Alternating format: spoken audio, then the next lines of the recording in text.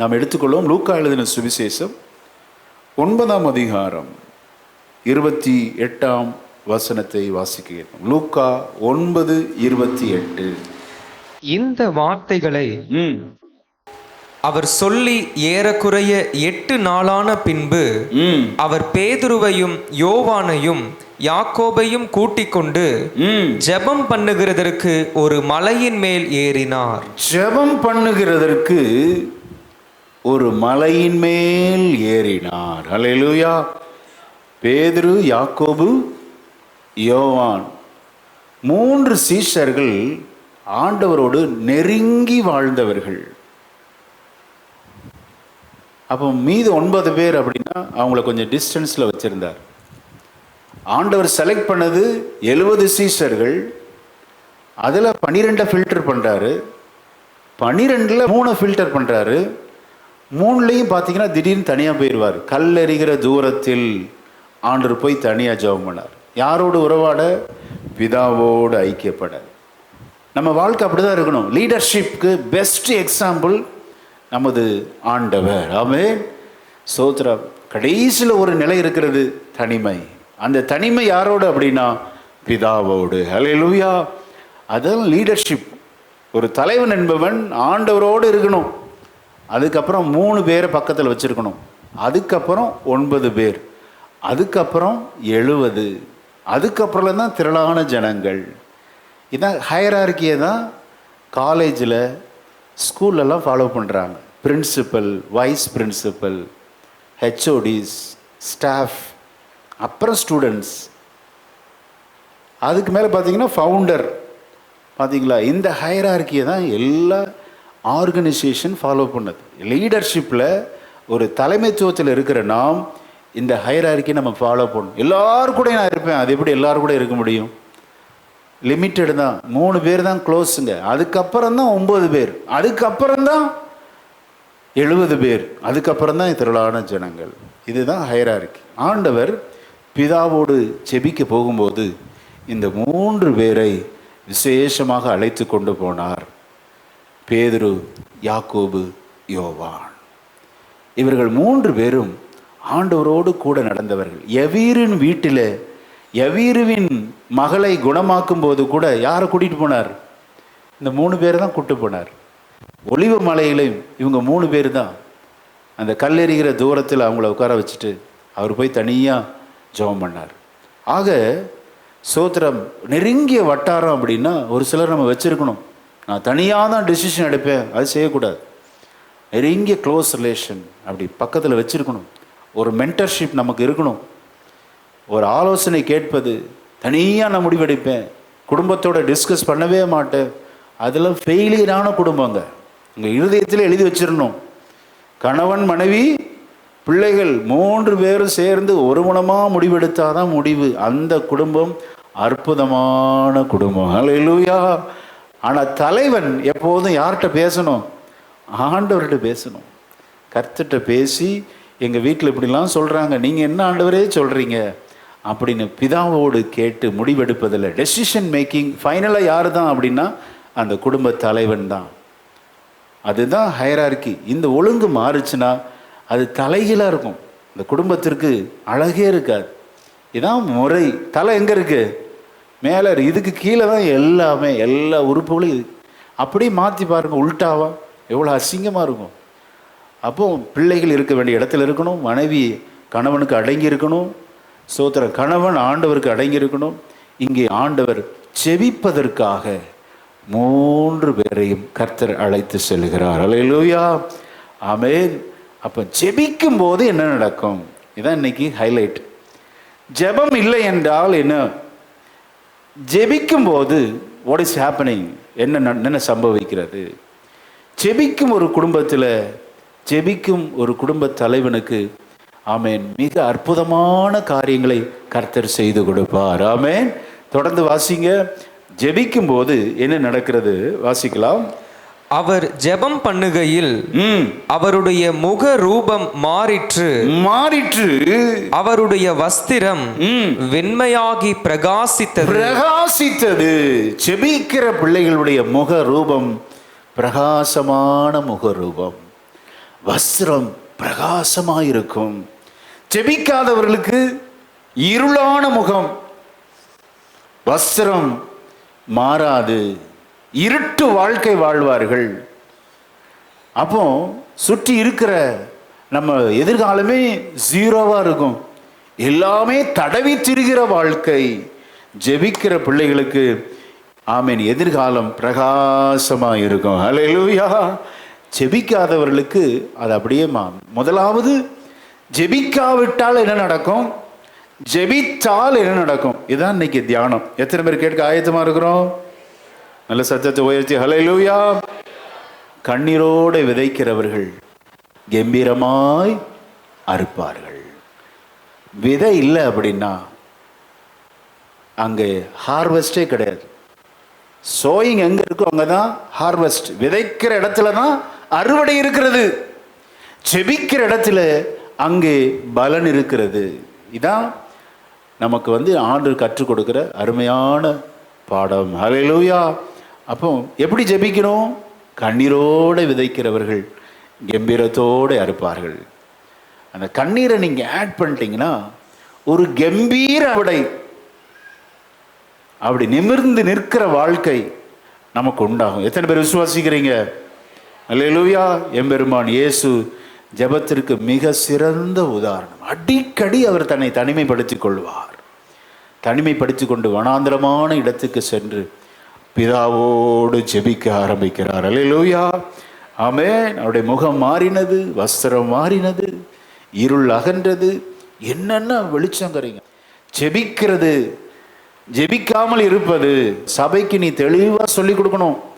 இதை சொல்லி கொடுத்துட்டா தேவ ஜனம் இருளுள்ள வாழ்க்கையில் வாழ மாட்டாங்க, நல்ல தெளிந்த புத்தி உள்ளவர்களாக இருப்பார்கள். ஹல்லேலூயா. எத்தனை பேர் விசுவாசிக்கிறீங்க? நான் விசுவாசிக்கிறேன். இன்றைக்கு கர்த்தர் தெளிந்த நீரோடையான ஒரு பகுதியில் உங்களை அழைத்து சென்று உங்களுக்கு வேண்டிய ஆகாரத்தை கொடுத்து நினத்தையும் கொழுப்பையும் உண்டது போல உங்களுடைய ஆவியில ஒரு பரவசத்தை கர்த்தர் கொடுக்க போகிறார். விசுவாசித்தா நல்ல கரங்களை தட்டி கர்த்தருக்கு மகிமை செலுத்துவோம். ஹல்லேலூயா. நீ நம்பி இருக்கிறது அவராலே வரும். நீங்க எந்த காரியத்தில் எதிர்பார்த்து இருக்கிறீங்களோ ஜெபிக்கும் போது ஒரு கம்பீர அறுவடையை கர்த்தர் தர வல்லவராய் இருக்கிறார். நீ தலை குனிந்து வாழ்கிற வாழ்க்கை அல்ல, ஒரு கம்பீர நடை போடுகிற வாழ்க்கை. ஆமென். விசுவாசிக்கிறீங்களா? ஜெபிக்கும் போது நம்முடைய முகம் பிரகாசிக்கும், நம்முடைய வஸ்திரம் பிரகாசிக்கும், இருள் அகன்று போக. மத்தேயு 6:9 வாசிக்க கேட்போம். நீங்கள் ஜெபம் பண்ண வேண்டிய விதமாவது, நீங்கள் ஜெபம் பண்ண வேண்டிய விதமாவது, pattern of prayer. பரமண்டலங்களில் இருக்கிற எங்கள் பிதாவே, உம்முடைய நாமம் பரிசுத்தப்படுவதாக. நல்ல கவனிங்க. ஜெபம் பண்ண வேண்டிய விதம், this is how to pray. இப்படிதான் நீ ஜெபிக்கணும். எப்படி ஜெபிக்கணும்? பரமண்டலங்களில் இருக்கிற ஜெபம் ரொம்ப ஷார்ட்டஸ்ட் பிரேயர். வெறும் 57 வார்த்தைகளை உள்ளடக்கியது. 57 வேர்ட்ஸ் அங்க இருக்கு. 57 வார்த்தை. இப்படிதான், இதுதான் பேட்டர்ன்.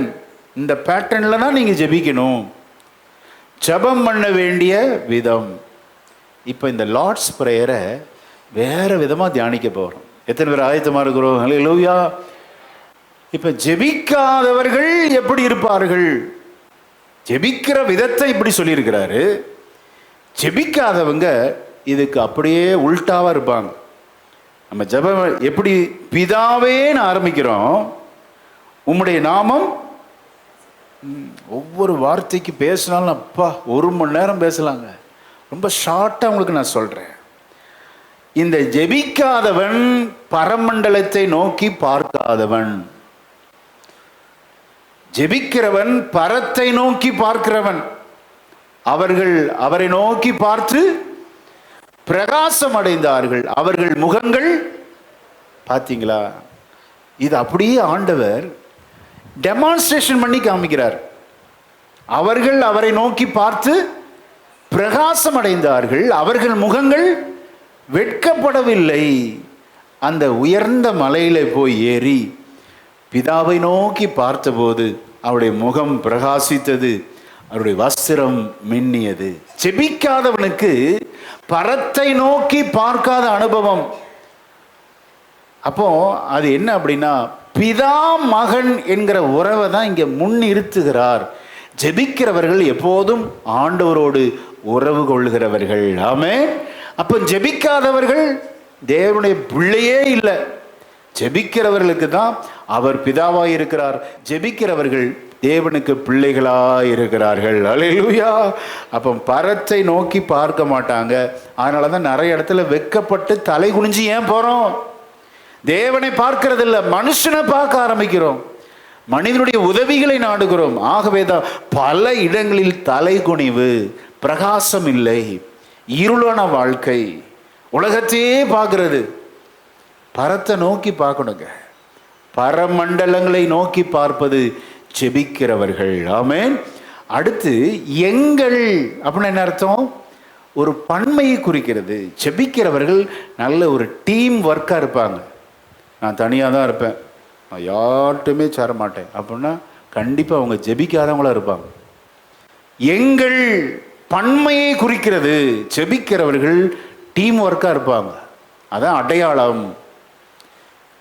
சபையார் யூனிட்டியாக இருக்கணும், ஒரு மனதோடு செயல்பட வேண்டும். நான் யாரு கூட ஒட்ட மாட்டேன் அப்படி இருக்கக்கூடாது. இன்னைக்கு ஜெபம் பண்ணணும் ஆராதனையில், சங்கீத பகுதியும் அதுதானே. இதோ சகோதரர் ஒருமித்து எத்தனை நன்மையும் எத்தனை இன்பமுமானது. கர்த்தர் ஒருத்தருக்கு ஒருத்தர் உதவி செய்கிற மாதிரி தான் நம்மளை படைச்சிருக்கிறார். we are all dependent people. எனக்கு தாய் வேண்டாம், எனக்கு மாமியாரே இல்லாத ஒரு வீட்டில் தான் கல்யாணம் பண்ணணும்னா நீ யாரை தான் கல்யாணம் பண்ணியிருக்கணும்? ஏவாளை தான் கல்யாணம் பண்ணியிருக்கணும். மாமியார் மருமகளே எனக்கு இருக்கக்கூடாது, மாமனார் மாமியாரே இருக்கக்கூடாது அப்படின்னா நீங்கள் ஆதாமை தான் கல்யாணம் பண்ணியிருக்கணும். இன்றைக்கி அதான் பிரச்சனை. உங்கள் அம்மா தான் எனக்கு பிரச்சனை அப்படிம்பாங்க, உங்கள் அப்பா தான் எனக்கு பிரச்சனை. அப்போ நீங்கள் கணவன் எனக்கு எந்த பிரச்சனையுமே இல்லைங்க, சுமூகமாக இருக்கிறார். அப்படியே இருக்கக்கூடாது, எல்லாம் அனுசரித்து தான் போகணும். எங்கள் தேவன். ஆமே. அப்போ இன்னைக்கு சில வரன் பார்க்கப்போ தான் தெரியும். ஒரு சில சொல்லுவாங்க, தனி குடித்தனா பொண்ணே தனி குடித்தனா தான் விரும்புதான். என்ன அநியாயம் பாருங்க இந்த காலகட்டத்தில். மாமனார் மாமியார் பக்கத்தில் இருக்கக்கூடாதான். என்னங்க அது? எங்கள் ஜெபிக்கிறவன் சேர்ந்து இருக்கிறவன். அல்லேலூயா. எங்கள் யூனிட்டியாக இருக்கணும், டீம் ஒர்க். ஜெபிக்காதவன் தான் தனியாக இருப்பான். சுய சித்தத்தை செய்கிறவன், சுய விருப்பத்தை செய்ய துடிக்கிறவன் அவன் ஜெபிக்காதவன். எங்கள் பிதாவே. அப்போ ஜெபத்தில் பாருங்க, ஆண்டவர் நல்ல ஒரு உறவை கற்றுக் கொடுக்கிறார். நீ ஃப்ரெண்ட்ஸ்கிட்ட கேட்குற மாதிரி இல்லைப்பா, நீ தகப்பன்கிட்ட கேட்குற. அல்லேலூயா. பொல்லாதவர்களாகிய நீங்கள் உங்கள் பிள்ளைகளுக்கு நல்ல ஈவுகளை கொடுக்க அறிந்திருக்கும் போது அவரிடத்தில் வேண்டிக் கொள்வர்களுக்கு பரமபிதா நன்மைகளை கொடுப்பது அதிக நிச்சயம் அல்லவா? அப்போ ஜெபிக்காதவனுக்கு ஆண்டவரோடு தகப்பன் மகன் அந்த உறவே இல்லைங்க. வேத வசனத்தை தியானிப்பதும் அதை பகுத்து ஆராய்ந்து அறிந்து உங்களுக்கு சொல்லிக் கொடுக்கறது போல இந்த உலகத்தில் வேற எந்த உற்சாகமான வேலை எதுவுமே இல்லை. அல்லேலூயா. நீங்களும் நல்லா கவனிக்கிறீங்க. நான் விசுவாசிக்கிறேன், இன்று முதல் எதை செய்தாலும் ஒரு குட்டி ஜெபமாவது நீங்கள் செஞ்சுட்டு தான் ஆரம்பிக்கணும். எந்த ஒரு முயற்சி எடுங்க, பெரிய லாங் ப்ரேயர் முழங்கால் போட்டு அப்படிலாம் அவசியம் இல்லை. அதுக்காக அப்படி ஜெபிக்கிறவங்கள குற்றப்படுத்தவும் கூடாது, அதுவும் தவறு. ஜெபம் நல்லது தான். சின்ன எதை செய்தாலும், ஏசப்பா இந்த காரியத்தை நான் செய்ய போகிறேன் ஆண்டவரே. என் பிள்ளைகள்கிட்ட அடிக்கடி சொல்லுவேன், நீ வெளியே போகிறப்ப நின்று ஜெபம் பண்ணிட்டு போகணும். சைக்கிளில் போனாலும் சரி ஜெபம் பண்ணிட்டு தான் வெளியே போகணும். அப்போ ஆண்டவரோடு அந்த உறவு இருக்கும் பார்த்தீங்களா? கர்த்தருக்கு பயப்படுகிற பயம் இருக்கும். ஜெபிக்கிறவன் ஆண்டவரோடு உறவு கொள்ளுகிறவன். அவர் பிதா, நாம் பிள்ளை. ஆமென். அடுத்த வார்த்தை என்ன? சீக்கிரம் வாசிங்க. உம்முடைய ராஜ்யம் வருவதாக, உம்முடைய சித்தம் பரமண்டலத்திலே செய்யப்படுகிறது போல பூமியிலேயும் செய்யப்படுவதாக. ஜெபிக்காதவனுக்கு அவருடைய நாமம் அவன் மூலம் தூஷிக்கப்படும். நீ எல்லாம் கிறிஸ்தவனா? யாரை பார்த்து கேட்பாங்க? ஜெபிக்காது. ஏன்னா உம்முடைய நாமம் பரிசுத்தப்படுவதாக. அவருடைய நாமத்தை தூஷிக்கிறவனாய் மாறிவிடுவான். ஜெபிக்கிறவனுக்கு தெரியும், நான் எதை செய்தாலும் தேவனுடைய நாமம் மகிமைப்பட வேண்டும். அல்லேலூயா. ஆமென். எதை பேசினாலும் சரி, கெட்ட வார்த்தை பேசுவானா? பேச மாட்டான். எப்படி பேச முடியும்? தேவனுடைய நாமம் தூஷிக்கப்படுமே. அப்போ ஜெபிக்கிறவர்கள் கெட்ட வார்த்தை பேச மாட்டார். இதான் அடையாளங்க. ஈஸியா நீங்க கண்டுபிடிச்சிடலாம். இன்று முதல் இருந்து ஜெபிக்க ஆரம்பிங்க. உங்க வாழ்க்கையே தலைகீழாய் மாற்ற ஆண்டவர் வல்லவராய் இருக்கிறார். ஆமென். ஜெபிக்கிற வேண்டிய விதம் ஜெபிக்கிறவனுக்கு தெரியும். என் வாழ்க்கை மூலம் அவருடைய நாமம் தூஷிக்கப்படக்கூடாது, உம்முடைய நாமம் பரிசுத்தப்படுவதாக. அல்லேலூயா. ஆமென். உம்முடைய ராஜ்யம், அவருடைய ராஜ்யத்திற்கு அடுத்த காரியங்களை சிந்திக்கிறவன் ஜெபிக்கிறவன். ஜெபிக்காதவன் இந்த பூலோகத்தையே நாடி வாழ்கிறவன். கிதியோன் 32,000 பேரை கூட்டிட்டு போறான் யுத்தத்துக்கு. அதுல ஆண்டவர் சொல்றார், பயமும் திகிலும் இருக்கிற 22,000 பேரை ஃபில்டர் பண்ணிடு அப்படிங்கிறார். பயம் திகில் இருந்தா அவன் ஆகாதவன், அவனை வெளியே அனுப்பு அப்படிங்கிறார். Get out. வெளியே போயிட்டான். 22,000 பேர் வெளியே போயிட்டான். இப்ப கையில் இருக்கிறது எவன? வெறும் 10,000 பேருங்க. அதையும் ஃபில்டர் பண்றார். ஒரு நதி ஓடுது, அங்க போய் அவனை தண்ணி குடிக்க சொல்லு அப்படிங்கிறார். தண்ணி குடிக்கிறப்ப இதுல 9,700 பேர், 10,000த்துல 9,700 பேர் என்ன பண்ணிட்டான் அப்படின்னா, அந்த தண்ணியை பார்த்தோன்னா அப்படியே தலையை கீழே போட்டு அப்படி நக்கி குடிக்க ஆரம்பிச்சிட்டான். சிலருக்கு ஆசீர்வாதத்தை கொடுப்பார். கொடுத்தோன்னு பார்த்தீங்கன்னா ஆசீர்வாதமே போதும். ஏங்க, மேலே பரத்தை பார்க்கலாம், எதிரியை பார்க்கணும், தன்னை பார்க்கணும், அந்த வியூவே இருக்காது. சிலருக்கு ஆசீர்வாதத்தை கொடுத்த உடனே பார்த்தீங்கன்னா ஆசீர்வாதமே போதும், ஆண்டவர் வேண்டான்றாங்க. ஆண்டவர் சொல்லாரு, 9,700 பேரை கெட் அவுட் அப்படின்ட்டார். அவன் ஆசீர்வாதத்தில் குறியா இருக்கிறவன், அவன் இந்த யுத்தத்துக்கு தேவையில்லை, வெளியே போக சொல்லு. வெளியே போயிட்டான். மீதி 300 பேர் மட்டும்தான் எப்படி குடித்தான்? அந்த தண்ணியை எடுத்து இப்படி குடிக்கிறப்ப கண்டிப்பாக அவன் கண்ணு மேலே பார்க்கும். பரத்தை நோக்கி பார்க்கிறவன் இப்படி இப்போ குடிக்கிறப்ப ஆசீர்வாதத்தையும் பார்க்குறான். ஆசீர்வாதம் வேணும், அதுக்காக எல்லாத்தையும் தூக்கி எறிஞ்சிட முடியுமா? எல்லாம் கான்சன்ட்ரேஷன் இருக்கணும். குடும்பம் முக்கியம், ஊழியம் முக்கியம், இந்த உடல் சரீர பலன் முக்கியம். இன்னைக்கு எல்லாத்தையும் விட்டுருவாங்க சார். ஊழியத்தை பார்த்தா உடலை விட்டுருவாங்க, உடலை ஆரோக்கியத்தையே பார்த்துட்டு இருப்பாங்க, குடும்பத்தை விட்டுருவாங்க, தொழிலே பார்ப்பாங்க, பிள்ளைகளை விட்டுருவாங்க. நல்ல ஞானம் கேட்கணுங்க. இந்த அள்ளி குடிச்சவன் இருக்கான் பாருங்க, தண்ணி ஆசீர்வாதத்தையும் கவனிக்கணுமா இல்லையா? ஆண்டவரே கவனிச்சிருவாரா? அவன் ஆசீர்வாதத்தையும் பார்க்குறான். எதிரிகள் வந்தா அவன் மேலே அலர்ட்டாக இருக்கணும். அவனுடைய கண்கள் எதிரிகளையும் பார்க்கிறது. குடிக்கிறப்ப இப்படி குடிக்கிறப்ப யாரையும் பார்ப்பான்? ஆசீர்வாதத்தை அனுபவிச்சுட்டே சொல்லுவான், கர்த்தர் கொடுத்த சகல விவகாரத்திற்காக நான் எண்ணத்தை செலுத்துவேன், ரட்சிப்பின் பாத்திரத்தை கையில் ஏந்தி கொண்டு ஆண்டவரை தொழுது கொள்ளுவேன். அல்லேலூயா. ஒரு மனிதனுக்கு 3 பார்வை அவசியம். கர்த்தர் கொடுத்த தொழில் முக்கியம், கர்த்தர் கொடுத்த குடும்பம் முக்கியம், தேவன் முக்கியம், நம்முடைய உடல் சரீர பாதுகாப்பு எல்லாவற்றிலும் கான்சன்ட்ரேஷன் பண்ணணும். அதான் அட்மின் பவர் கேட்குறேன். கேளுங்க, ஆண்டவர்கிட்ட கேளுங்க. எல்லாவற்றையும் நிர்வாகம் பண்ணணும் ஆண்டவரே. சிலருக்கு காசு வந்தோன்னு பார்த்தீங்கன்னா ஃபுல்லாக செலவழிச்சிருவாங்க. அதுக்கப்புறம் பார்த்தீங்கன்னா எல்லார்ட்டையும் போய் கேட்குறது, அது திறமை இல்லைன்னு அர்த்தம். நல்ல யூகித்து திட்டம் பண்ணி செய்யலன்னு அர்த்தம். ஞானம் இல்லை. இன்னைக்கு ஆண்டவர் ஒரு சிலரோடு தீர்க்கமாக பேசுகிறார். கர்த்தர் உனக்கு ஆசீர்வாதத்தை கொடுக்கும்போது அதை முழுவதும் காலி செஞ்சிடாத. எல்லாம் திட்டம் பண்ணி ஜெபம் பண்ணி ஆண்டவரை பார்த்து, சத்துரு மேலே உனக்கு ஒரு கண் இருக்கணும். பிசாசு அவன் எப்படி ரூபத்தில் வருவான்? சில நேரத்தில் வேண்டாத கஸ்டமர் மூலமாக வருவான், உங்களை செக் பண்ணுறதுக்காக சில பொருளாசையை கொடுப்பான். எல்லாம் நீங்கள் அலர்ட்டாக இருக்கணும். அல்லேலூயா. செபிக்கிறவர்கள் இந்த அலர்ட்டோடு இருப்பாங்க. ஆமென். செபிக்காதவர்களுக்கு எதுவுமே இருக்காது. அவருடைய நாம மகிமைப்பட்டா என்ன, மகிமைப்படாட்டி என்ன, அவருடைய ராஜ்யம் வந்தா என்ன, வராட்டி என்ன, இதெல்லாம் செபிக்காதவருடைய சிந்தை. இந்த சிந்தை உங்களுக்கு எனக்கு இருக்கக்கூடாது. ஆமென். நம்ம சிந்தை ஆண்டவர் பிதாவோடு ஐக்கியம், டீம் ஒர்க்.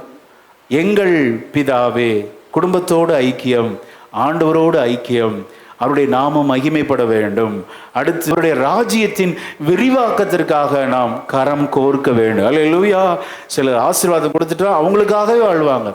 சபை என்ன ஆகிறது? சபையோடு இணைந்து பணிபுரிய வேண்டும், ஆத்தும ஆதாயம் செய்ய வேண்டும். அதான் ராஜ்யத்தின் விரிவாக்கம். அடுத்து உங்களுடைய சித்தம் பரமண்டலத்திலே. ஜெபிக்கிறவன் எப்போதும் வாயிலிருந்து வருகிற வார்த்தை, தேவ சித்தம் இருந்தால் நடக்கட்டும். ஆமென். தேவ சித்தம் இல்லை என்றால், நீங்கள் விரும்பின ஆசீர்வாதமாகவே இருந்தாலும் சரி, அதை நீங்கள் வாஞ்சிக்கவே மாட்டீங்க. தேவ சித்தத்தை விரும்புகிறவர்கள் ஜெபிக்கிற பிள்ளைகள். ஆமென். அல்லேலூயா. ஆனால் தேவ சித்தன்னு வந்துட்டா அந்த ஆசையெல்லாம் உதறி தள்ளிவிட்டு கர்த்தர் நம்மை நடத்துகிற வழியிலே போக நாம் ஆயத்தமாக இருக்க வேண்டும். ஆமென். துணிந்து முடிவெடுக்கணும். சில விஷயம் உங்களுக்கு ஆண்டவர் சொல்லிடுவார், இது தேவ சித்தம் அப்படின்னா லெஃப்ட் ரைட்லாம் பார்க்கக்கூடாது, துணிந்து முடிவெடுக்கணும். அந்த முடிவு உங்களை ஆசீர்வாதத்துக்கு நேராய் வழி நடத்தி செல்லும். ஆமென். ஆபிரகாம் பாருங்க, இனத்தை விட சொன்னார், விட்டான். தகப்பன் வீடை விட சொன்னார், விட்டான். எல்லாத்தையும் தூக்கி எறிஞ்சான் ஆண்டவருக்காக. ஆமென். ஆண்டவருக்காக விட்டவர்கள் ஒருபோதும் தரித்திரரான சரித்திரமே இல்லை. அல்லேலூயா. அப்போ தேவ சித்தம் செய்கிறவர்கள் ஜெபிக்கிறவர்கள். ஜெபிக்கிறவர்கள் அடுத்து என்ன வாசிங்க, தொடர்ந்து வாசிங்க 11ஆம் வசனம். எங்களுக்கு வேண்டிய ஆகாரத்தை இன்று எங்களுக்கு தாரும். ஜெபிக்கிறவர்கள் ஆகாரத்தை பெற்றுக்கொள்வார்கள். ஜெபிக்காதவர்களுக்கு ஆகார குறைவு ஏற்படும். இதுதான் சத்தியம். இன்னைக்கு வேற கோணத்தில் அந்த லார்ட்ஸ் பிரேயரை நம்ம தியானம் பண்ணுறோம். ஜெபிக்காதவர்களுக்கு எல்லாம் ஷார்ட்டேஜ் தான். ஏன்னா இவன் ஜெபிக்கிறான் பார்த்தீங்களா, ஜெபித்து ஜெபித்து எல்லாம் சக்ஸஸ் ஆகிக்கும். அன்றன்று வேண்டிய ஆகாரத்தை இன்று எங்களுக்கு தாரும். டெய்லி ஜெபித்து அவங்களுக்கு ஆகார குறைவு வரவே வராதுங்க. ஃப்யூச்சரை பற்றி கவலைப்படப்பட்டாங்க ஜெபிக்கிறோம். ஏன்னா எல்லாம் கர்த்தர் பார்த்து கொள்வார். ஆமென். அல்லேலூயா. அடுத்து வாசிங்க, ஜெபிக்காதவர்களுக்கு என்ன நடக்கும், ஜெபிக்கிறவர்களுக்கு என்ன நடக்கும். 12ஆம் வசனம். எங்கள் கடனாளிகளுக்கு நாங்கள் மன்னிக்கிறது போல எங்கள் கடன்களை எங்களுக்கு மன்னியும். பார்த்தீங்களா, ஜெபிக்கிறவர்கள் மன்னிக்கிற குணத்தை உடையவர்கள். ஜெபிக்காதவர்கள் மன்னிக்கவே மாட்டாங்க. மன்னியாமை அவருடைய இருதயத்தில் ஆழத்தில் பதிந்திருக்கும். என்னை சுட்டு போட்டாலும் சரி, நான் மன்னிக்கவே மாட்டேன் அப்படிப்பாங்க. ஜெபிக்கிறவர்கள் தாராளம் மன்னித்து கொண்டே இருப்பார்கள். அல்லேலூயா. ஆமென். இன்னைக்கு நம்ம ஒரு முடிவு எடுத்துட்டு போக போகிறோம். ஜெபிக்கிறவனா என்னை மாற்றுங்க என்று எத்தனை பேர் கேட்க முடியும்? அல்லேலூயா. ஆனால் மன்னிக்கிற குணம் நமக்கு இருக்குங்க. உங்கள் மாமனாரை நீங்கள் மன்னிப்பீங்க, உங்கள் மாமியாரை மன்னிப்பீங்க. உங்களுக்கு துரோகம் செய்த உடன் பிறந்த சகோதராக இருக்கலாம், சகோதரியாக இருக்கலாம், தாராளம் மன்னிக்கிறவர்கள் ஜெபிக்கிறவர்கள். ஆமென். அடுத்து வாசிங்க 13ஆம் வசனம். எங்களை சோதனைக்குட்பட பண்ணாமல் தீமையினின்று எங்களை ரட்சித்துக் கொள்ளும். ஜெபிக்காதவர்களுக்கு சோதனை வரும். ஜெபிக்கிறவனுக்கு சோதனை வந்தாலும் அது அவனை அணுகாது. அல்லேலூயா. சோதனைக்கு சோதனை வரக்கூடாதுன்னு ஜெபம் சொன்னாரா? சோதனைக்கு உட்பட பண்ணாமல். சோதனை போட்டு நம்மளை அமிழ்த்துறாது. ஆனால் ஜெபிக்காதவனுக்கு சோதனை போட்டு அமிழ்த்தி அதிலே முங்கிருவான் பாருங்க. ஜெபிக்கிறவர்கள் சோதனை ஜெயிக்கிறவர்கள். அல்லேலூயா. அவர்கள் தீமை நின்று எங்களை, தீமையும் சோதனையும் வருமா வராதா? கண்டிப்பாக வரும். ஆனால் ரட்சிப்பை கட்டளையிட ஜெபிக்கிறதுனால அந்த தீமை நம்மை அணுகாது. விசுவாசிக்கிறீங்களா? ஒருவேளை தீமை வந்துடுமோ, இந்த வியாதி நம்மை மூழ்கடிச்சிருமோ, பிரச்சனை, கடன் பிரச்சனை நம்மை மூழ்கடித்து விடுமோ என்று பயந்து வந்திருக்கிற பிள்ளையே, நீ ஜெபிக்கிறவனாயிருந்தால், நீங்கள் ஜெபிக்கிறவர்களாயிருந்தால் அவைகள் உங்களை மேற்கொள்ளவே கொள்ளாது. ஆமென். கர்த்தர் கற்றுக் கொடுத்த இந்த லார்ட்ஸ் பிரேயர் எல்லாமே ப்ளூரலில் இருக்குது, சிங்குலர் இல்லவே இல்லை. பாரு, டீம் ஒர்க்கு தான். குடும்பத்திலேருந்து நான் தனியாக பிரிஞ்சு வாழ்வேன் நினைக்காதீங்க. சாத்தான் கெடுத்துடும் உங்களை. எந்த விஷயத்தை கொண்டும் குடும்பத்தை விட்டு நீங்கள் பிரியவே கூடாது, சபையை விட்டு பிரியவே கூடாது. எங்கள் எல்லாம் பன்மையில் சொல்லப்பட்டிருக்கிறது, ப்ளூரல். ஜெபம் எவ்வளோ முக்கியம் பார்த்தீங்களா? தனி ஜெபம் அவசியம். தனி ஜெபத்தில் கூட உங்கள் குடும்பத்துக்காக நீங்கள் கருத்தாக ஜெபிக்கணும். எங்கள், எங்களை, எங்களுக்கு எல்லாமே ப்ளூரல். பார்த்தீங்களா? யாராவது ஒருவர் உங்கள் இருதயத்தில் நீங்கள் நினச்சிட்டு வந்துருக்கலாம், இந்த குடும்பத்தை விட்டே ஓடி போயிடணும். கர்த்தர் உங்களோட தீர்க்கமாக பேசுகிறார்.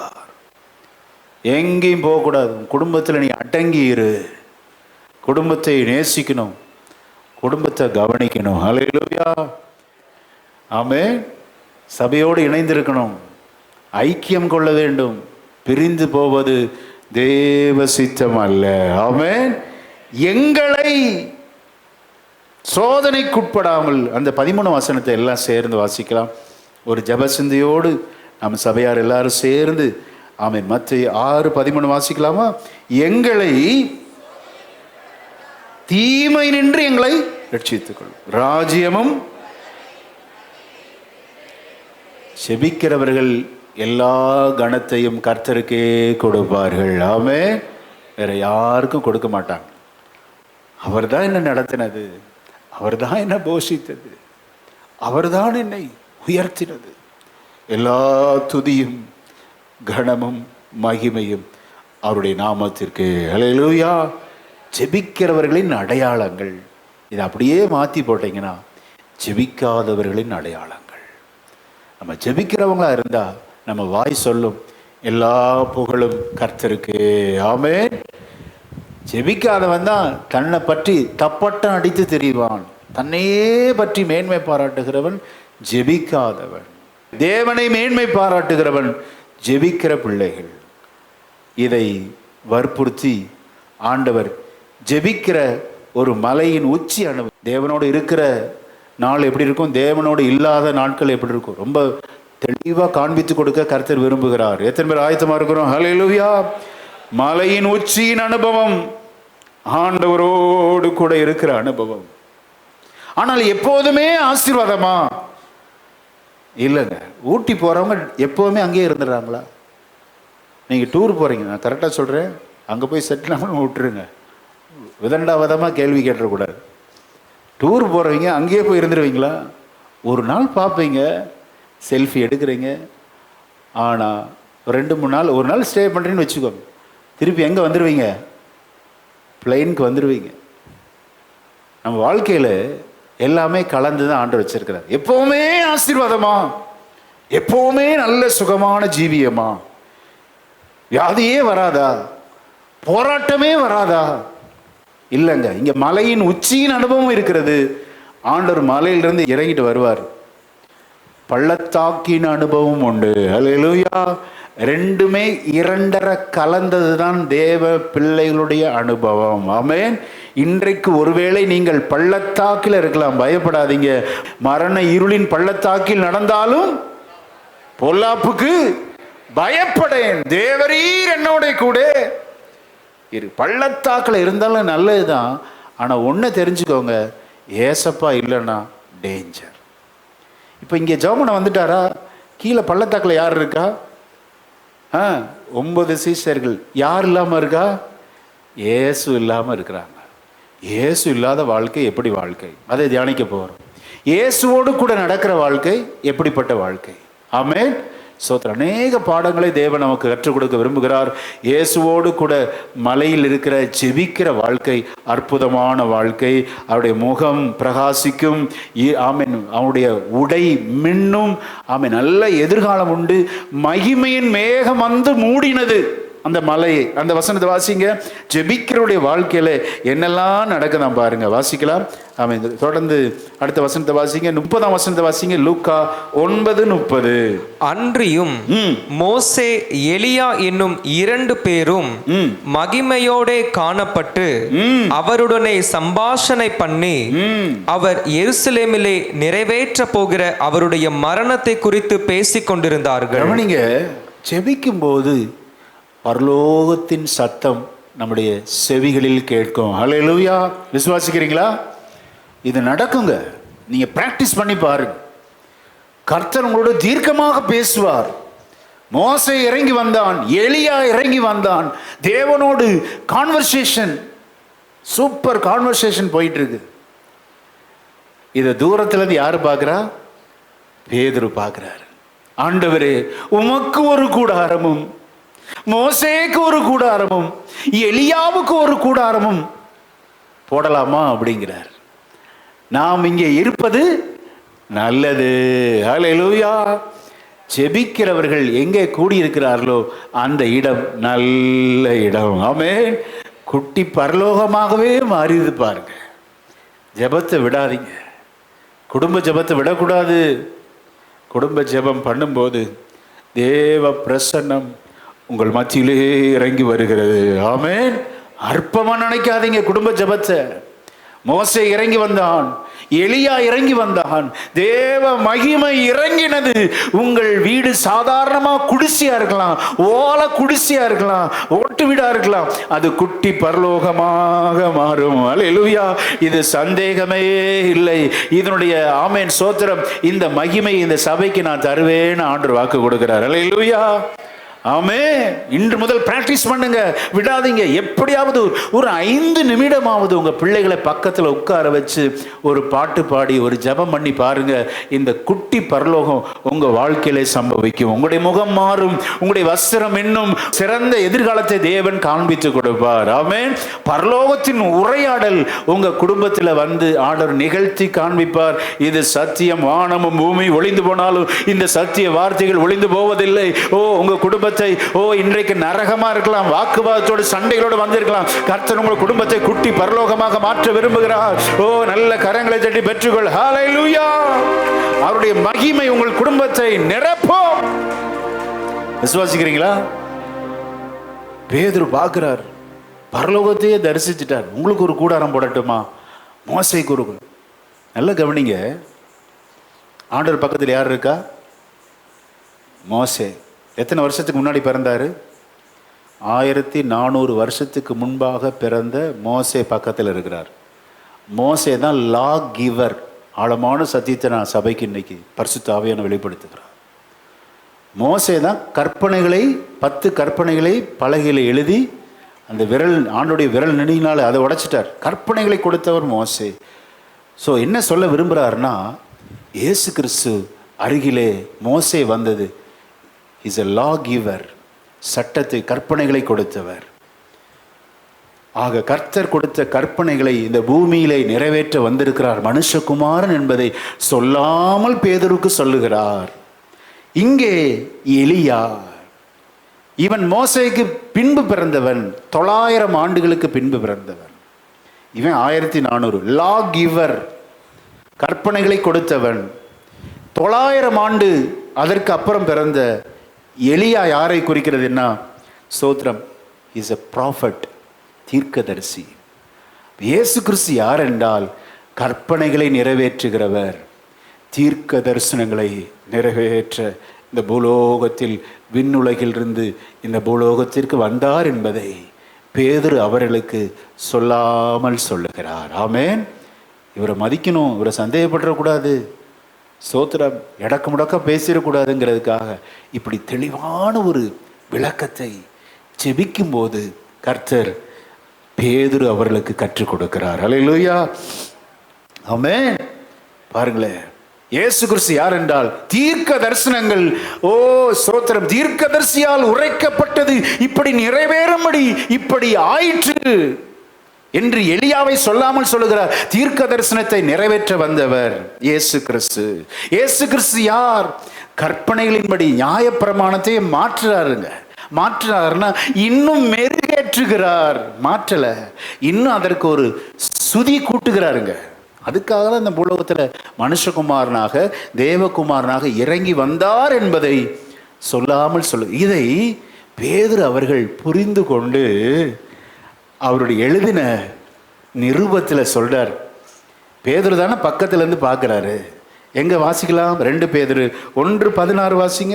நாங்கள் தந்திரமான கட்டுக்கதைகளை பின்பற்றினவர்களாக அல்ல, அவருடைய மகத்துவத்தை கண்ணார கண்டவர்களாகவே நம்முடைய கர்த்தராகிய இயேசு கிறிஸ்துவின் வல்லமையையும் வருகையையும் உங்களுக்கு அறிவித்தோம். இவர் என்னுடைய நேசகுமாரன், இவரிடத்தில் பிரியமாய் இருக்கிறேன் என்று சொல்லுகிற சத்தம் உன்னதமான மகிமையிலிருந்து அவருக்கு உண்டாகி பிதாவாகிய தேவனால் அவர் கனத்தையும் மகிமையும் பெற்றபோது அவரோட கூட நாங்கள் பரிசுத்த பர்வதத்தில் இருக்கையில் வானத்திலிருந்து பிறந்த அந்த சத்தத்தை கேட்டோம். ஹல்லேலூயா. இந்த எக்ஸ்பீரியன்ஸை நிருபத்தில் எழுதுகிறார். மலையின் உச்சியின் அனுபவம். ஜெப வாழ்க்கையில் உள்ளவர்கள், அது சாதாரண ஓலை குடிசையாக இருக்கலாம், உங்கள் வீடு சாதாரண ஓட்டு வீடாக இருக்கலாம், சிமெண்ட் சீட்டாக இருக்கலாம், பயப்படாதீங்க. இங்கே எழுதும்போது பரிசுத்த பர்வதம்னு சொல்கிறார். ஹல்லேலூயா. ஜெபிக்கிற இடம் பரிசுத்த பர்வதமாகவே மாறிவிடுகிறது. ஆமென். பரலோக காட்சிகளை தரிசிக்கிறார்கள். ஜெபிக்கிற குடும்பம் பரலோகத்தை தரிசிப்பார்கள். பரலோகத்தின் சத்தத்தை கேட்பார்கள். என்ன சத்தம்? இவர் என்னுடைய நேசகுமார், இவரில் நான் பிரியமாயிருக்கிற மை beloved son அப்படிங்கிறார் பார். ஜெபிக்கிறவர்களுக்கு தேவ சத்தம் கேட்கும். தேவ சத்தத்தை அவர்கள் செய்வார்கள். ஜெபிக்கிறவர்கள் எளிதாக தேவனுடைய வார்த்தையை பிடித்து கொள்வார்கள். தேவனுடைய பிள்ளைகளே, இன்றைக்கு ஸ்தோத்திரம், தீர்க்க தரிசனங்கள் எல்லாம் எங்கே என்று புலம்பி வந்திருக்கலாம். இன்றைக்கு ஆண்டவர் தீர்க்கமாக உன்னோடு பேசுகிறார். இயேசு கிறிஸ்துவை மையமாக வைத்து ஒரு பக்கத்தில் தீர்க்கதரிசியையும் ஒரு பக்கத்தில் நியாய பிரமாணத்திற்கு அடையாளமாக இருக்கிற மோசையை நிறுத்தி வைத்தது உண்மை என்றால், இன்றைக்கும் கர்த்தர் உங்களுக்கு கொடுத்த எல்லா தீர்க்க தரிசனங்களையும் கர்த்தர் நிறைவேற்ற வல்லவராக இருக்கிறார். ஆமென். ஒரு தீர்க்க தரிசனமும் பொய்த்து போகாது. உங்கள் மேல் இருக்கிற, உன் சந்ததியின் மேல் இருக்கிற வாக்கு தத்தங்களை கர்த்தர் நிறைவேற்றுவேன் என்று சொல்ல நல்ல கரங்களை தட்டி அதை ரிசீவ் பண்ணிக்கிறீங்களா? ஹல்லேலூயா. ஹல்லேலூயா. இந்த மே 24ஆம் நாள் ஆண்டவர் கர்த்தர் உங்களோடு பேசுகிறார். உங்கள் மேல் வைக்கப்பட்டிருக்கிற தீர்க்க தரிசனங்களை நான் நிறைவேற்றுவேன். உங்கள் மேல் இருக்கிற கர்த்தருடைய வார்த்தைகள், வாக்கு தத்தங்கள், உங்கள் சந்ததியின் மேல் இருக்கிற வாக்கு தத்தங்களை கர்த்தர் நிறைவேற்றுவார். அது பொய்த்து போகாது. ஆமென். ஜெபிக்கிறவர்களுக்கு இந்த கன்ஃபர்மேஷன் கொடுப்பார். அடுத்து என்ன நடக்கிறது? தொடர்ந்துள்ள வாசனத்தை வாசிங்க. லூக்கா எழுதின சுவிசேஷம். ஸ்தோத்திரம். 9ஆம் அதிகாரம் 32 வாசிங்க. பேதுருவும் அவனோடு இருந்தவர்களும் நித்திரை மயக்கமாயிருந்தார்கள். ஆகிலும் அவர்கள் விழித்து அவருடைய மகிமையையும் அவரோடு நின்ற அவ்விரண்டு பேரையும் கண்டார்கள். மகிமையை கண்டோம். அதை தான் 2 பேதுரு 1:16 இது அங்கே எழுதியிருக்கிறார். வேதம் பார்த்தீங்களா? எவ்வளோ ஒரு வசனமும் தனித்திரா ஜோடு ஜோடா இருக்கும். பரிசுத்த ஆவியானவர் இந்த உலகத்தை காண்பித்து கொடுப்பார். இந்த மகிமையை கண்டார்கள் இருக்கு பாருங்க. நாங்கள் மகிமையை கண்டோம் அப்படிங்கிறார். பார்த்தீங்களா? அல்லேலூயா. ஜெபிக்கிறவர்கள் மகிமையானதை காண்பார்கள். ஆமென். ஏன் வாழ்க்கையில ஒரு அற்புதத்தையும் பார்க்க முடியல? உருப்படியா ஜெபிக்கிறது இல்லை. கேட்டால் நேரமே இல்லை. நான் தான் சொன்னேன், அப்பப்ப நேரமே இல்லைன்னு சொல்லாமல் யாராவது சாப்பிடாமல் இருக்கிறீங்களா? சொல்லுங்க. ஒருத்தர் சொல்ல முடியுமா? நேரமே இல்லை பாஸ்டர், 3 நேரமும் நான் சாப்பிடவே இல்லை. நம்ம தான் ஆட் பண்ணுறது இல்லை. சாப்பிட்றதுக்குள்ள நேரத்தை ஒதுக்குறோம்ல. ஃபுல்லாக 1 மணி நேரம் ஜெபம் பண்ணால் தான் ஜெபம் எங்கே போட்டிருக்கு? 5 அப்பம் 2 மீன் எடுத்து பிதாவை நோக்கி ஸ்தோத்திரம் பண்ணி சீஷர் கூட அவ்வளோ தோத்திரம் மட்டும்தான் பண்ண. ஸ்தோத்திரம் ஸ்தோத்திரம் ஸ்தோத்திரம் ஆண்டவரே, அவ்வளோதான். 7 அப்பம் 4000 பேருக்கு போஷித்தார். அதுவும் பிதாவை நோக்கி ஸ்தோத்திரம் ஸ்தோத்திரம் ஸ்தோத்திரம். ஏன் கொஞ்சம் கொஞ்சம் ஆட் பண்ணிடக்கூடாதா? போகிறப்ப, கிளம்புறப்ப, ஒரு இடத்துல நிற்கிறப்ப. சாப்பிட்டு முடிச்சோடனே என் கிளாஸ்மேட்டு ஜெபம் பண்ணுவான், என் ரூம்மேட். சாப்பிட்டு முடிச்சப்போ யாராவது ஜெபம் பண்ணுவீங்களா? சின்ன எவ்வளோ 1 மணி நேரமாக ஜெபம் பண்ண போகிறோம். ஒரு 30 செகண்ட், ஆண்டவரே சமைத்த கரங்களை ஆசீர்வதிங்கப்பா, இன்னும் நல்ல டேஸ்ட்டாக சமைக்க உதவி செய்யுங்க. அப்போ நான் அவங்களுக்கு எவ்வளோ உற்சாகமாக இருக்கும். அதுக்கு அப்படியே ஜபத்திலே குத்திடக்கூடாது. ஆணி ஊத்துற வாழைப்பழத்தில் ஊசி நுழைக்கிற மாதிரி நுழைச்சிடக்கூடாது. நல்லா பிளஸ் பண்ணி நல்ல ஆகாரத்தை சமைச்சு கொடுத்தாங்கப்பா, என் மனைவியை ஆசீர்வதிங்க ஆண்டவர். பரிமாறின கரங்களை நீ கொடுத்ததுக்காக தோத்திரம் ஆண்டவர். சொல்லாமல் சொல்லக்கூடாது. இதுக்கு எவ்வளோ நேரம் ஆச்சு? Only 15 second 10 second. அப்பப்போ இடையில இப்படி ஜபத்தை ஆட் பண்ணி பாருங்கள். ஜபத்தையும் உங்களையும் பிரிக்கவே முடியாது. ஹல்லேலூயா. ஏசப்பாவுக்கு தெரியும் இந்த குருடனை சுகமாக்க போறேன்னு தெரியும். ஆனாலும் வானத்தை அண்ணாந்து பார்த்து பெருமூச்சு விட்டு எப்பத்தா என்றார். ஹல்லேலூயா. லாசருவை ஆண்டவர் வெளியே கொண்டு வரும்போது பிதாவை நோக்கி ஜெபிக்கிறார். அவருக்கு தெரியும் லாசர் வெளியே போறப்ப அப்ப எதுக்குங்க ஜெபம்? அந்தந்த ஒவ்வொரு இன்ஸ்டன்ட்லையும் பார்த்தீங்கன்னா ஒரு ஃபியூ செகண்ட்ஸ் ஜெபம் பண்ணார். ஜெபத்துக்கு இம்பார்ட்டன்ஸ் கொடுக்கணும். ஆக அங்கே நீங்கள் ஆட் பண்ணிக்கோங்க. சாப்பிட்றதுக்கு முன்னாடி, சாப்பிட்றதுக்கு அப்புறம், வெளியில் போகிறதப்போ, திருப்பி வீட்டுக்குள்ளே வர்றப்ப ஒரு குடும்ப ஜெபம். ஆஃபீஸில் போய் ஜாயின் பண்ணணும். யார் என்ன நினைச்சாங்க? வேலையை கொடுத்தது யாரு? கர்த்தர். தொழிலை கொடுத்தது யாரு? கர்த்தர். அவன் என்ன நினைச்சாரு? தலையை கீழே போட்டு ஒரு ஜெபம் பண்ணுங்க. இவங்க ஜெபிக்கிறவர்கள் பரலோகத்தை தரிசிப்பார்கள். ஹல்லேலூயா. நான் விசுவாசிக்கிறேன், பெரிய நீண்ட ஜெபம் நீங்கள் பண்ணுவதா இல்லாமல் போனாலும் பரவாயில்ல, அதை பற்றி பிரச்சனை இல்லை. அந்த ஜெபிக்கிற 30 செகண்ட் ஆகட்டும், கருத்தாய் ஜெபித்தால் பரலோகத்தின் நன்மையை நீங்கள் புசிப்பீர்கள். நீங்கள் வாழ்ந்து சுகித்திருப்பீர்கள். தேவனுடைய மகிமையை காண்பீர்கள். பரலோகத்தின் சத்தத்தை நீங்கள் கேட்பீர்கள். வாக்கு தத்தங்களும் தீர்க்க தரிசனங்களும் உங்களுடைய வாழ்க்கையில நிறைவேறும். நல்ல கரங்களை தட்டி கர்த்தருக்கு மகிமை செலுத்தமா. ஹல்லேலூயா. ஆமென். ஹல்லேலூயா. நல்ல கரங்களை தட்டி ஹல்லேலூயா. இன்று முதல் நான் ஜெபிக்க ஆரம்பிப்பேன் ஆண்டவரே. ஒவ்வொரு வேளையும் போகும்போதும், வரும்போதும், சாப்பிடும் போதும், உட்காரும் போதும் ஆண்டவரே, இந்த திருச்சபை ஜெபிக்கிற சபையாய் மாறட்டும் ஆண்டவரே. ஹல்லேலூயா. ஜெபிக்கும் போது கர்த்தர் கிரியை செய்கிறார். ஜெபிக்காதவனுக்கு ஒண்ணுமே தெரியாது. ஜெபிக்கிறவன் தேவ மகிமையை காண்கிறான். பாத்தீங்களா? வாயார புகழ்ந்து ஆண்டவரை துதிக்கிறான். வாசிக்கலாம், தொடர்ந்து வாசிங்க. 33ஆம் வசனத்தை வாசிங்க. அவ்விருவரும் அவரை விட்டு பிரிந்து போகையில் பேதுரு இயேசுவை நோக்கி, ஐயரே, நாம் இங்கே இருக்கிறது நல்லது. கவனிங்க, என்னது நல்லது?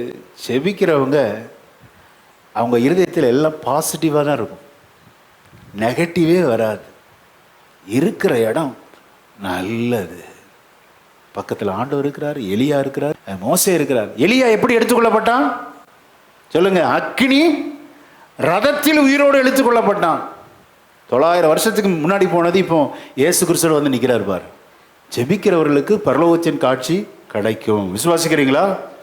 பிராக்டிஸ் பண்ணி பாரு, கண்டிப்பாக உங்களுக்கு தருவார். எந்த இடத்துல செட்டில் ஆகணும், எங்கே படிக்கணும், எந்த காலேஜ், எந்த கல்லூரி, எவ்ரிதிங் டீடைல்டாக உங்களுக்கு சொல்லுவாருங்க. எதிர்காலத்தை குறித்து நீங்கள் பயப்படவே மாட்டீங்க. இவன் சொல்கிறான், இருக்கிற இடம் நல்லது. தொடர்ந்து வாசிங்க. உமக்கு ஒரு கூடாரம், மோசேக்கு ஒரு கூடாரம், எலியாவுக்கு ஒரு கூடாரமுமாக 3 கூடாரங்களை போடுவோம் என்று தான் சொல்லுகிறது இன்னதென்று அறியாமல் சொன்னான். இவன் அப்படி பேசுகையில், கவனிங்க, இன்னொரு வார்த்தை சொல்லி நான் அடுத்த வசனத்துக்கு போக விரும்புகிறேன்.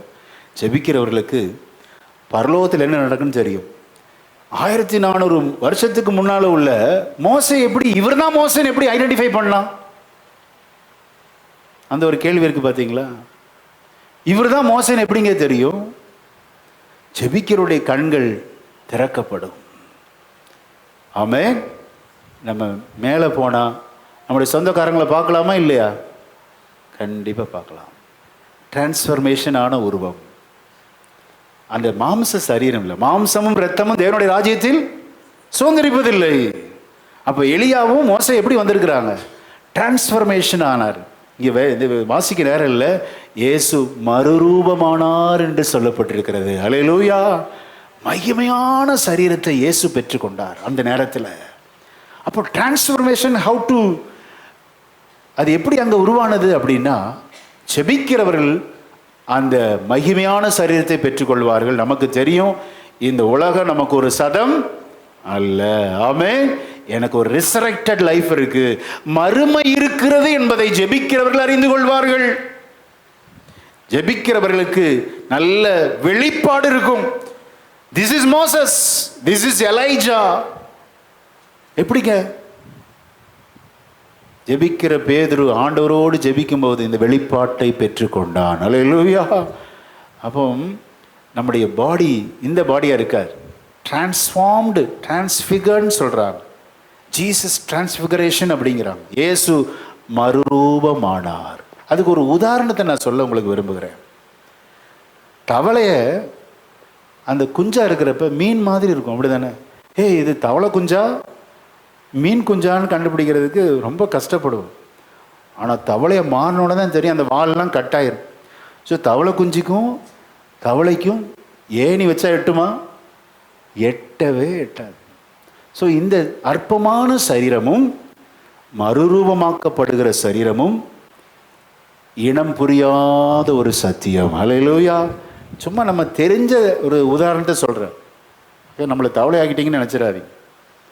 அப்படிதான் அந்த டேட்போல்னு சொல்லுவாங்க. டேட்போலுக்கும் ஃப்ராகுக்கும் தேர் இஸ் நோ ஈக்குவலாக இருக்கவே இருக்காது. Totally different. நம்ம ஜெபிக்கிறவர்கள் மறுரூபமாவார்கள், மகிமையான பரலோகத்தின் அனுபவத்தை ரசிப்பார்கள். ஆமென். இப்போ மோசே ஐடென்டிஃபை பண்ணிட்டான், எலைசாவை ஐடென்டிஃபை பண்ணிட்டான். எப்படி? அது ஒரு புரியாத புதிர். அது நீங்களே போய் தொடர்ந்து இந்த பிரசங்கத்தை நீங்கள் வீட்டில் போய் எக்ஸ்டெண்ட் பண்ணுங்கள். காரில் போகிறப்ப தான் தெரியும், ஐயோ இந்த பாயிண்ட்டை விட்டோமே, அந்த பாயிண்ட்டை விட்டோமே. அதுக்கப்புறம் பார்த்தீங்கன்னா பெரிய ஒரு பிரசங்கம் ஓடிக்கிட்டே இருக்கும் இதயத்தில் ஆழத்தில். நீங்கள் போய் இந்த பிரசங்கத்தை எக்ஸ்டெண்ட் பண்ணிக்கணும். சரி, அடுத்த வசனத்தை வாசிக்கலாம். இவன் அப்படி பேசுகையில் ஒரு மேகம் வந்து அவர்கள் மேல் மேகம் வந்து அவர்கள் மேல் நிழலிட்டது. அவர்கள் அந்த மேகத்துக்குள் பிரவேசிக்கையில் சீஷர்கள் பயந்தார்கள். அப்பொழுது இவர் என்னுடைய நேசகுமாரன், இவருக்கு செவி கொடுங்கள் என்று மேகத்திலிருந்து ஒரு சத்தம் உண்டாயிற்று. பேச குமாரன் கேட்க சுற்றிலெல்லாம் கேட்கிறாங்க. ஜெபிக்கிறவர்களுக்கு பிதாவின் சத்தம் கேட்கும். ஆமென். சோத்திரம். உங்களை குறித்து பயம் உண்டாகும்.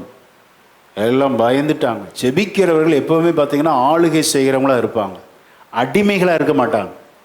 ஏன் கூனி குறுகி வாழ்றீங்க? ஜெபிக்காததுனால.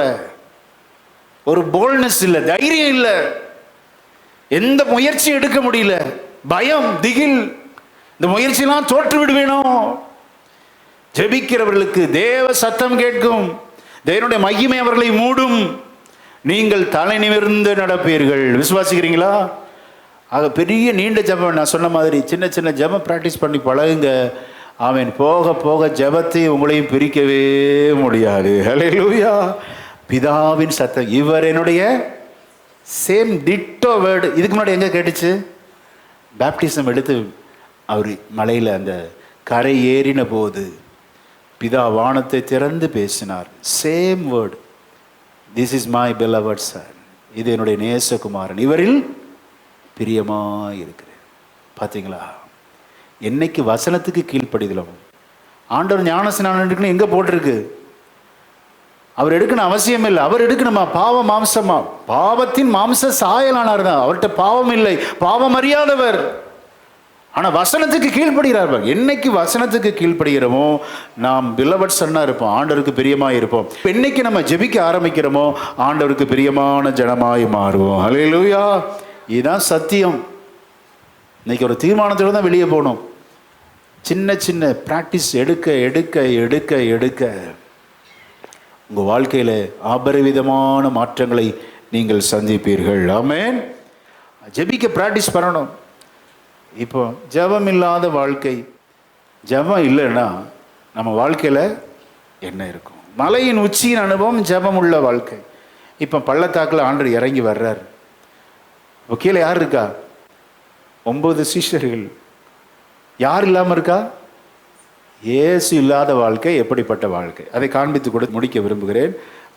இந்த சம்பவம் சினாப்டிக் காஸ்பல்னு சொல்லுவாங்க. மத்தேயு, மார்க்கு, லூக்கா. இதான் ஒத்திசைவு சுவிசேஷ புஸ்தகம்னு சொல்லுவாங்க. ஒத்திசைவுனா எல்லா கருத்துக்களும் ஒத்திசைந்து இருக்கும். மத்தேயு சொல்கிறதான் மார்க் சொல்லுவார், மார்க் சொல்கிறதான் லூக்கா சொல்லுவார். இந்த 3 காஸ்பலும் பார்த்தீங்கன்னா சினாப்டிக் காஸ்பல்னு சொல்லுவாங்க. இது மார்க் என்ன சொல்றாரு? வாசிங்க.